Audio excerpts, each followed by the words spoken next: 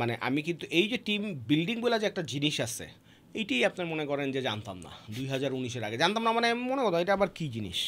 লোক আসছে কাজ করতেছে শেষ, এইটা শেষ। কিন্তু যখনই আপনার টিম ধরেন 9 জন থেকে 25 জন হয়েছে, 25 জন থেকে 100 জন হয়েছে, 100 জন থেকে 300 জন হয়েছে, 300 থেকে 500 হয়েছে, কোভিডের সময় 600 জন থেকে 2500 জন হয়েছে। তো এই স্কেলগুলো যখন করা লাগছে তখন আমি I was like oh my goodness, আমি কী করতেছি। আমি ইঞ্জিনে যতদিন ছিলাম বুঝতে পারতাম যে হোয়াট উই হ্যাভ বিল্ড। যাই হোক, টিমের যেটা হচ্ছে ভাই, আজকে পুরা পডকাস্টে সবচেয়ে কম কথা হইতে এটা নিয়ে হইতেছে, বাট পুরা পডকাস্টের সবচেয়ে ইম্পর্টেন্ট বা যে কোনো ব্যবসায় যে কোনো কিছুতে সবচেয়ে ইম্পর্টেন্ট কিছু যদি হয় সেটা হচ্ছে টিম টিম টিম টিম থাকা লাগবে। হ্যাঁ, টিম টিম হ্যাঁ, টিম টিমা টিম টিম।